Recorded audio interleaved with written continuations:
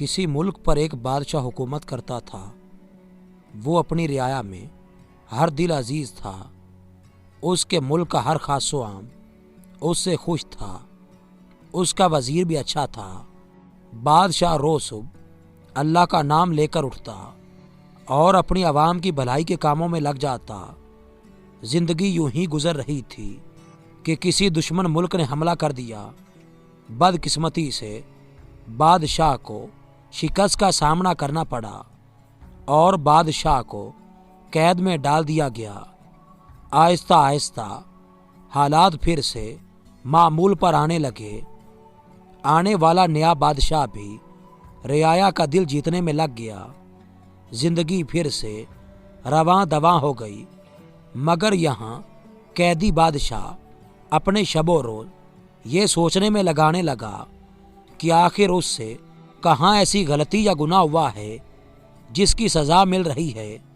बादशाह कैद खाने में भी अल्लाह का शुक्र अदा कर रहा था। उसका खाना भी वक्त पर पहुंच जाता था। लेकिन जब दोपहर के खाने का वक्त होता तो उसको शाही चावलों की खुशबू आने लगती। वो सोचता शायद आज उसके लिए शाही खाना आने वाला है। मगर खाना आता तो वही कैदियों वाला। वो समझ नहीं पाता था कि आखिर ये खुशबू कहाँ से आती है। बादशाह को कैद में अब 8 माह होने को थे। एक दिन बादशाह को सुबह का खाना न दिया गया और दोपहर का खाना भी उसके मुकर्रर वक्त पर न पहुंचा। अब बादशाह को भूख सताने लगी कि अचानक उसको वही शाही चावलों की खुशबू आने लगी। उसने अपने कैद खाने में मौजूद रोशनदान से आवाज़ लगाई कि अगर कोई अल्लाह का बंदा इस तरफ है तो मुझे खाने को कुछ दे दे, मैं भूखा हूँ। कैद खाने के बाहर एक आदमी था। उसने कपड़े के अंदर कुछ खाना बांधकर रोशनदान से अंदर फेंक दिया।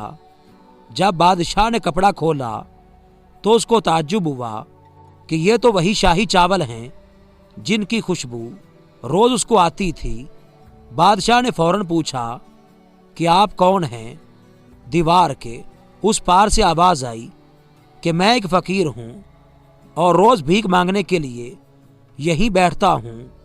ये सुनकर बादशाह को मज़ीद हैरानी हुई, क्योंकि शाही चावल एक फ़कीर के पास कैसे हो सकते हैं। बादशाह ने अपने सवाल को फ़कीर के सामने रखा। फ़कीर ने बादशाह को बताया कि वो इस वक्त जिस दीवार के साथ बैठा हुआ है, इस दीवार से एक नाली निकल रही है जो कि महल के शाही बावर्ची खाने से है। वो रोज़ सुबह जब यहाँ आता है तो वो इस नाली के आगे एक कपड़ा बांध देता है, जिसकी वजह से बहकर आने वाला खाना और चावल इस कपड़े में रह जाता है और पानी आगे चला जाता है। फिर वो इस खाने को घर ले जाता है, उसमें से चावल अलग करके उनको धोता है और चावलों को सुखाकर जमा कर लेता है।